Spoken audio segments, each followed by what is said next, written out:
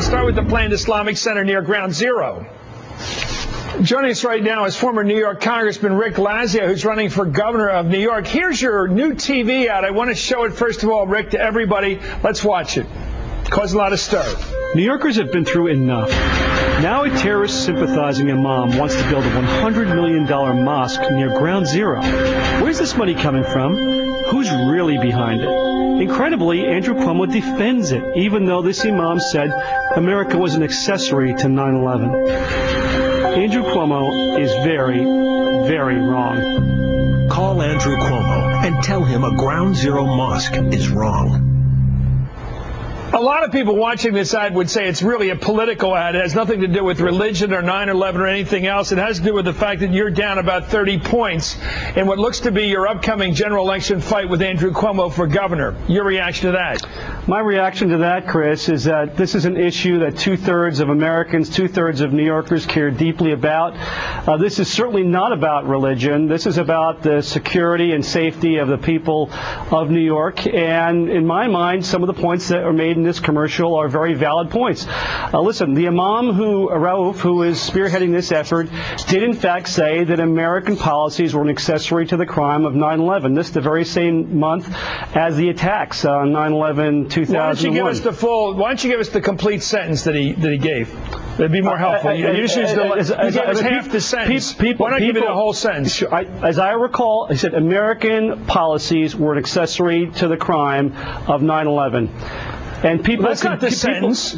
People that's can not what he said. I wouldn't say that the United States deserved what happened, but the United States policies were an accessory. We can argue about the word accessory, but he didn't say we deserved to be hit. And he goes on, Chris, and he goes on and says that Osama bin Laden, in a very real sense, was made or created in the USA. This is not the voice of a bridge builder. You know, this is a guy. These are developers. Why did he go to Danny Pearl's funeral? Why did he stand up and say, "I'm a supporter of the State of Israel"? Why did he say, "I am a Jew, I identify with Judaism"?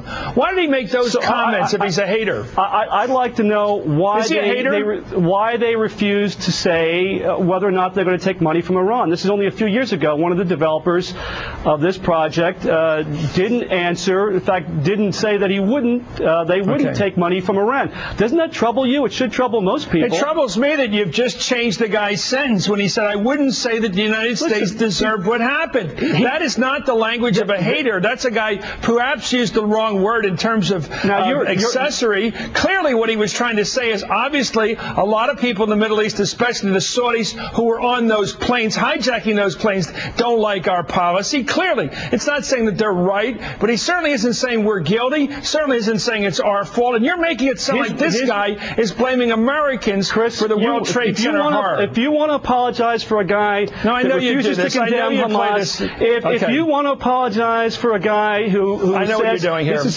I know your tactics, Rick. Yeah, let's take a look at your tactic. Let's take a look. First of all, the uniformed police officers, you said this is a security issue. If it's a security issue, let's be fair why are the about uniformed fire officers, firefighters, why are the police officers all saying they disagree with this act? These are the union leaders that support Andrew Cuomo. Let's be fair about this, Chris. Oh, you mean the cops and the firemen are saying this because they're Democrats and you're a Republican? Those are your words. I'm just saying these are union leaders. What are your words? And these are union leaders, and they support Andrew Cuomo. I'm just saying, listen, this is from this imam. He says he has said he's compared America unfavorably to Al Qaeda. He has said that. Why would he say, "I am a Jew, I identify with Judaism, I am a supporter of the State of Israel"? Why would he be at the funeral service for Daniel Pearl, who was he happened to be a Jewish guy, was killed basically and beheaded because he was Jewish? He's at that funeral to show honor to that guy. Why would he do that if he was a hater? Just tell me. Here's what I'm saying. Let's get to the bottom of this and have the bottom of it is you're running for governor. A full accounting of where this money is coming from. Don't you want to know whether Iran is giving money here? Well, they have to raise the money first. I would like to know. I would like to know, but I want to know why we're talking about this in a race for governor. Let's take a look at what you did when you last ran for office back in 2000. Here's a bit of your debate with Senator Hillary Clinton. I want to show the way you operate and see if this isn't more of that. Let's watch and let the voters and the viewers decide.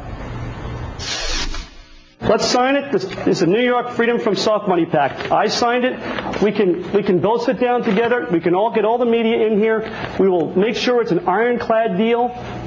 and I'm happy to abide by anything that we all agree on. But let's get it done now. Let's not get any more wiggle room. Ms. Clinton, you want to respond? Well, yes, I certainly do. You know, I admire that. That was a wonderful performance, and and you did it very well. I'm not asking you to admire it. I'm asking you to sign it. Well, I would be happy to when you give me the signed letters. Right here. Would you give me? Right here. Sign it right now. Well, we'll shake on this. No, I want your signature because I think that everybody wants to see you signing something that you said you were for. Well, this is your aggressive kind of campaign tactic. I know what you do when you're behind. You're 30-some points behind. There you went over and practically served papers on Hillary Clinton. I don't think the public liked that very much. Why do you persist in this kind of campaign tactic, which has earned you the criticism of the police, the firefighters? You said this is an issue of security. Well, I don't agree with you. How about Howard Dean? How about Harry Reid? They're taking the Anti-Defamation League, former Mayor Rudy Giuliani, former Governor George Pataki, 2/3 of the American people, 70% of New Yorkers. You know, you can try and smear me if you want, but no, everybody smearing. You were the one. But all these people, the language about this imam who is portrayed as a bridge builder, and you're out there basically calling him a terrorist. I know you're talking over me. I'm trying to explain what my position is. I've said that I believe that this imam has made a number of comments that I find alarming and concerning. I believe that he has shown a certain sympathy with radical organizations.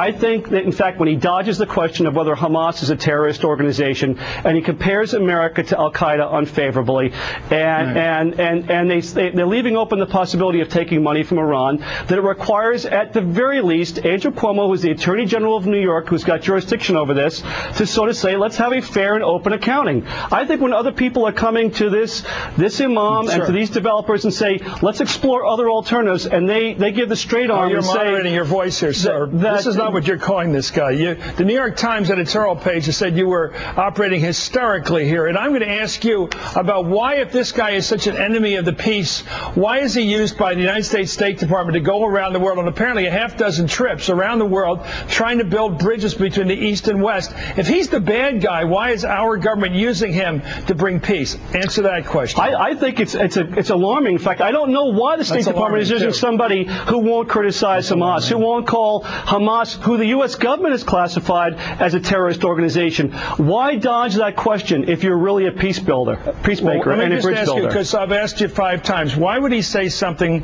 Well, why would he go to the funeral for Daniel Pearl? Why would he say, I am a Jew, obviously in a passionate manner, perhaps hyperbolically saying he's Jewish because he is Islamic? Why would he say, I'm a supporter of the State of Israel? Why would a gentleman publicly make those kinds of statements, obvious in a way that would put his life in jeopardy, argue, if he's such an enemy of peace? Why wouldn't you call Hamas a terrorist organization? Why would you compare the U.S.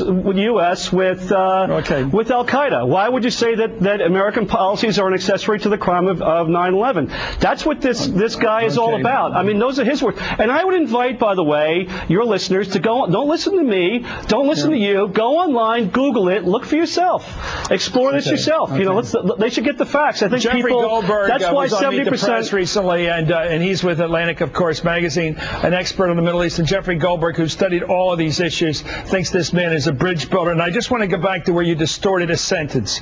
You said he said the United States was an accessory. It's policies. You're changing your words, by the way, over the days here to what happened on 9/11. Here's what he said in the sentence that you keep corrupting. Quote, I wouldn't say that the United States deserved what happened, but the United States policies were an accessory. Well, obviously, we have unpopular policies in the Arab world. Everybody knows that. You know that. Why do you keep denying the truth here? He's trying to explain why we have enemies, because they don't like our policies. But at the same time, he's saying they're wrong to attack us. They're wrong to attack civilians. They were committing a sin against Islam. All this is on the record, Rick, and you keep denying it. In fact, you keep dancing around it. Those are your words, Chris. Those are your words, not his words.